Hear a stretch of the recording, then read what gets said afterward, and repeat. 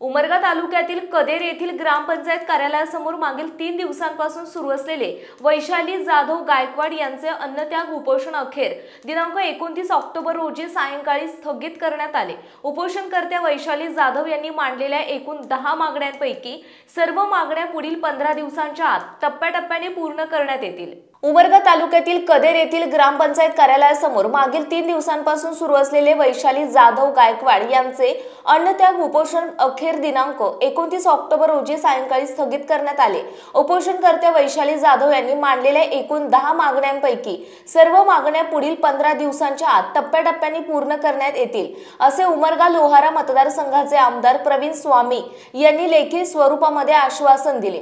आमदार स्वामी आणि उपोषणकर्त्यांचे वडील गोविंद गायकवाड यांच्या हस्ते लिंबू पाणी पिऊन उपोषण सोडण्यात आले।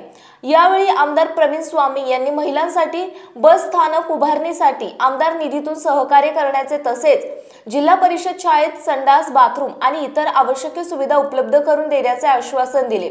इतर मागण्यांबाबत ग्रामविकास अधिकारी आणि सरपंच यांनीही 15 दिवसांच्या आत आवश्यक कार्यवाही करण्याचे लेखी आश्वासन दिले। या प्रसंगी तालुक्याचे तहसीलदार गोविंद एरमे, नायब तहसीलदार बेलवरे, पंचायत समिती विस्तार अधिकारी एस राऊत, मंडळ अधिकारी जेवळीकर, डॉक्टर शिवानंद पाटील, कृषी सहाय्यक अतुल गायकवाड, तलाठी बागवान मॅडम, सार्वजनिक बांधकाम विभागाचे शाखा अभियंता घोडके तसेच जिल्हा परिषद अभियंता सुरेश पाटील आणि इतर अधिकारी उपस्थित होते।